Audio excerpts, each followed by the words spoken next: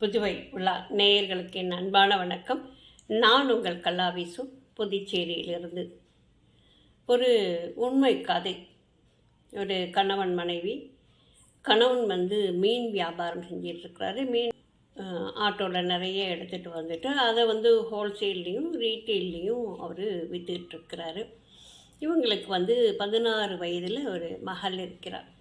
இந்த பொண்ணு சொல்லுது, இது மாதிரி நான் ஒருத்தரை விரும்புகிறேன் அப்படின்னு சொல்லும்போது அவங்க அப்பாவுக்கு கோவம் வருது. அது மாதிரி உனக்கு 16 வயசு தான் ஆகுது, படிக்கிற பிள்ளை, படி, அதுக்கப்புறம் அதெல்லாம் பார்த்துக்கலாம், அதெல்லாம் இப்போ காதலிக்கக்கூடாது, படித்து முடிச்சிடு அப்படின்னு சொல்லி அவர் கண்டிக்கிறார்.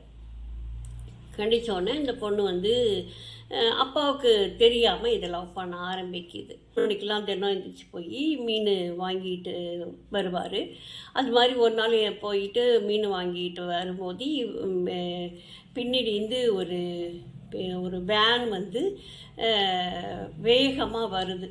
வேகமாக வந்தோடனே இவர் அது ரொம்ப குறுகலான பாதை அப்படிங்கிறதுனால இவரால் இந்த பக்கமும் தள்ள முடியல, அந்த பக்கம் தள்ள முடியல. ஆட்டோ நிறைய மீன். அதனால இவர் கொஞ்சம் வேகம் எடுத்து போகலாம் அப்படின்னு சொல்லிட்டு போகிறாரு. ஆனாலும் அதை தாண்டி அவ்வளோ வேகமாக வந்த அந்த வேன் இந்த ஆட்டோவை இடித்து தள்ளுனோன்னு இவர் கீழே விழுந்துடுறாரு. உருண்டு போயிட்டு கொஞ்சம் தள்ளி விழுந்துடுறாரு. நிறைய அடிபடுது, மீனெல்லாம் செதறிடுது, ஆட்டோ கவுந்துடுது. கார்லேருந்து ஒரு உருவம் இறங்கி வருது. அப்போது இவர் என்ன நினைக்கிறாருன்னா, தெரியாமல் இடிச்சிட்டாங்க நம்மளை, யாரோ நம்மளை காப்பாற்றுறதுக்கு வராங்க அப்படின்னு நினச்சிக்கிட்டு இவர் எந்திரிக்க முடியாமல் தடுமாறி எந்திரிக்கிறதுக்கு பார்க்குறாரு. அப்போ அந்த வேன்லேருந்து வந்தவன் என்ன பண்ணுறான்னா, ஒரு பெட்ரோல் குட்டை இவர் மேலே தூக்கி அடிக்கிறான், இவர் சாகலை அப்படின்னு. அப்போ தான் இவருக்கு புரியுதாக, இவன் வேணும்னே தான் ஆக்சிடெண்ட் பண்ணியிருக்கிறாங்க, இவங்க கொலை பண்ண தான் வந்திருக்காங்க நம்மளை அப்படின்னு சொல்லிட்டு சட்டுனா சுதாரிச்சுக்கிட்டு உருண்டு போயிட்டு ஒரு மரத்துக்கு கீழே போய் பதுங்கிடுறாரு. அவன் ஓடிடுறான்.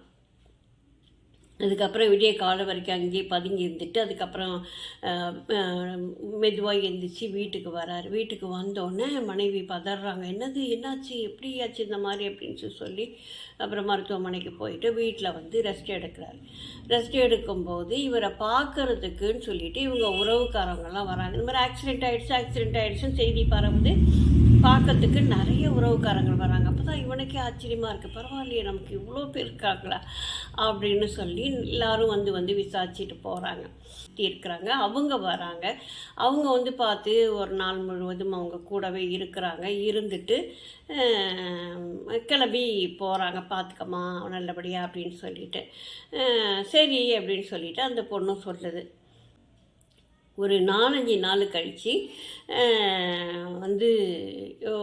ஒரு மலை அடிவாரத்தில் ஒரு பணம் எரிஞ்சிக்கிட்டு இருக்குது அப்படின்னு சொல்லிட்டு நிறைய பேர் பார்க்குறாங்க. போய் காவல்துறை வந்துடுது. அதை பாதி நெருப்பெல்லாம் அணைச்சிட்டு இது பண்ணி பார்க்கும்போது எடுத்துகிட்டு போயிட்டு மாச்சுவரி எடுத்துகிட்டு போயிடுறாங்க. அப்போது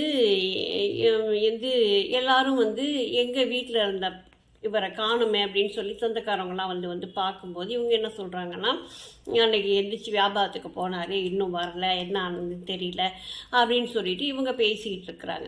இப்போ மறுபடியும் அந்த சித்தி பார்க்குறாங்க. பார்த்துட்டு எல்லோரும் உட்காந்து பேசிட்டு இந்த சித்தி கிளம்புறாங்க. கிளம்பும்போது இவங்களுக்கு ஏதோ ஒரு சந்தேகம். வீட்டுக்கு போயிடுறாங்க. வீட்டுக்கு போன பிறகு அந்த செய்தி பத்திரிகையில் அந்த செய்தியை பார்க்குறாங்க. பார்த்தோன்னே உடனே இவங்க நேராக காவல்துறைக்கு போகிறாங்க. காவல்துறைக்கு போயிட்டு நான் அது யாருன்னு நான் பார்க்கலாங்களா அப்படின்னு சொல்லி கேட்டோன்னே, பார்க்கலாம் அப்படின்னு சொல்லிட்டு பணத்தை காட்டினோன்னே, இது நிச்சயமாக என்னோடய பிள்ளை தான் அப்படின்னு சொல்லி அடையாளம் சொல்லி நிரூபிச்சிடுறாங்க. அப்புறம் அவங்க இன்னொரு டவுட்டையும் சொல்கிறாங்க. இது கண்டிப்பாக அந்த வீட்டுக்குள்ளே ஏதோ நடந்திருக்கு, அது எனக்கு நல்லா தெரியுது. ஏன்னு சொன்னால், நான் அந்த வீட்டுக்கு போயிட்டு வெளியில் வரும்போது கொஞ்சம் ரத்த துளிகளை நான் பார்த்தேன் அப்படின்னு சொல்லி அந்த அம்மா சொல்கிறாங்க. சொன்ன உடனே போலீஸ்க்கு தான் கொஞ்சோண்டு க்ளூ கிடச்சிதுன்னா போதுமே, உடனே அவங்க வீட்டுக்கு போயிட்டு எல்லாம் பண்ணும்போது இவங்களுமே அந்த இரத்த துளிகளை பார்க்குறாங்க. பார்த்தோன்னே தெரியாமல் ரகசியமாக அதை வந்து இது பண்ணிக்கிறாங்க. பண்ணிவிட்டு அவங்க ஒய்ஃபுக்கிட்ட போய் பேசும்போது, இல்லைங்க நிஜமாலுமே அவர் வெளியில் தான் போனார், அவர் வீட்டுக்கே வரல அப்படி இப்படின்னு சொல்லி சொல்கிறாங்க. சொன்னோன்னே இந்த போலீஸ் வந்து இவங்களுக்கே தெரியாமல் நிறைய விசாரிக்க ஆரம்பிக்கிறாங்க. அப்போ தான் தெரியுது, ஒரு பையன் அந்த தெருவுலேயே ஒரு மரக்கடை வச்சிட்டு இருக்க ஒரு பையன் அடிக்கடி வீட்டுக்கு வந்துட்டு போயிருக்கிறான் அப்படிங்கிற ஒரு விஷயம் தெரியுது.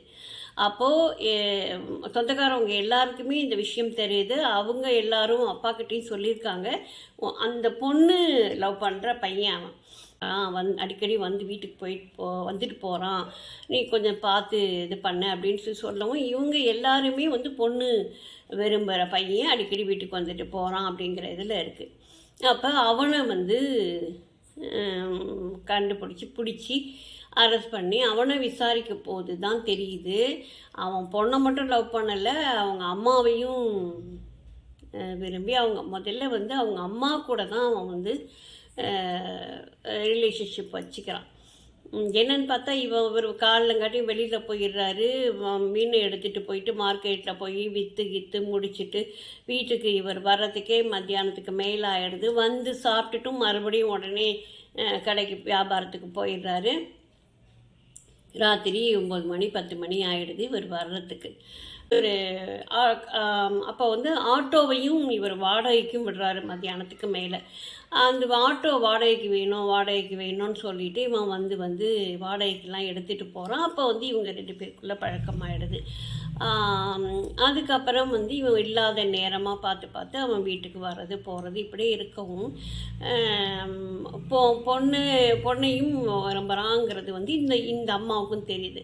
அப்போ சரி, நான் உனக்கு வந்து என் பொண்ணை கல்யாணம் பண்ணி கொடுத்துட்றேன், நீ வந்து வீட்லேயே வந்து உரிமையாக வந்துடலாம், யாருக்கும் தெரியாது, பார்த்துக்கலாம் அப்படின்னு சொல்லிட்டு இவங்க 2 பேரும் பேசிகிட்டு இருக்கிறாங்க.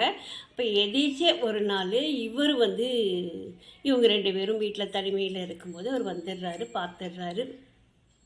பார்த்துட்டு வந்து அவனை திட்டி அனுப்பிட்டு ஒய்ஃபை பிடிச்சி கண்ணாப்பின்னான்னு திட்டுறாரு. என்ன நீ இந்த மாதிரி பண்ணுற அப்படி இப்படின்னு சொல்லிட்டு தெரிஞ்சிருச்சு அப்படின்னு சொல்லவும், இன்னமே வந்து சரிப்பட்டு வராது அப்படின்னு சொல்லிட்டு பொண்ணுக்கிட்ட வந்து இந்த அம்மா ஏற்றி விடுது. பாரு, உன்னை கல்யாணம் பண்ணிக்க விட மாட்டார் உங்கள் அப்பா, அதனால் அவரை கொலை பண்ணிடுறது தான் வந்து சரியாக இருக்கும், அப்போ தான் உனக்கும் அவருக்கும் கல்யாணம் ஆகும் அப்படின்னு சொல்லவும், இந்த பொண்ணுக்கும் அம்மா விரும்புறது தெரியாமல் சரி ஓகே அப்படின்னு சொல்லிட்டு அம்மா பேச்சை கேட்டுக்கிட்டு அன்னைக்கு இரவு வந்து அந்த பொண்ணு வந்து கை காலெல்லாம் பிடிச்சிக்குது.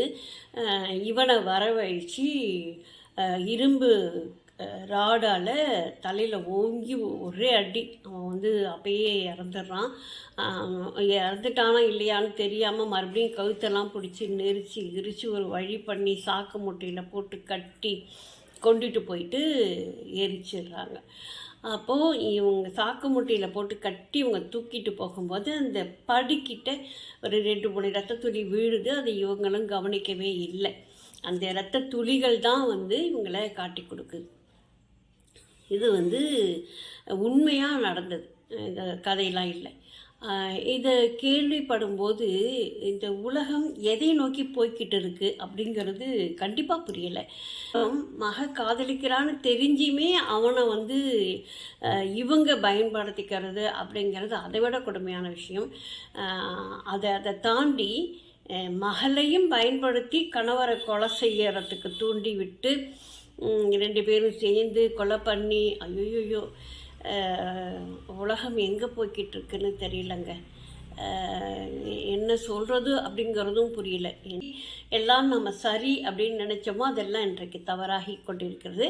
எதெல்லாம் தவறு அப்படின்னு நினச்சோமோ அதெல்லாம் சரி, பரவாயில்ல, இதுதானே அப்படிங்கிற ஒரு இதில் போய்கிட்டு இருக்கிறது அப்படிங்கிறது வந்து காலத்தின் கொடுமை அப்படின்னு சொல்கிறதா, இல்லை இது சகஜம் அப்படின்னு சொல்லி ஏற்றுக்கிறதா, என்னங்கிறது புரியல. எப்படியாக இருந்தாலும் கொலை அப்படிங்கிறது வந்து இன்றைக்கி என்னாச்சு, எவ்வளவு திறமைசாலியாக இருந்தாலும் கூட கொலை அப்படின்னு செய்யும்போது ஏதோ ஒரு அடையாளத்தை அங்கே வந்து தவற விடுறது வந்து சர்வசாதாரண ஒரு விஷயம்.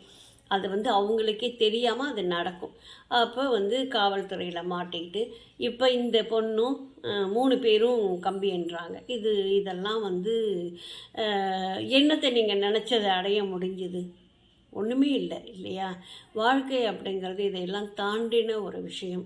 அன்பு அதுதான் வந்து இந்த உலகத்தில் வந்து மிகவும் இயல்பான ஒரு விஷயம். அதை தாண்டி ஏற்படுகின்ற உறவுகளோ சொந்தங்களோ நமக்கு வந்து நிலைக்காது அப்படிங்கிறது தான் நிச்சயம். நன்றி, வணக்கம்.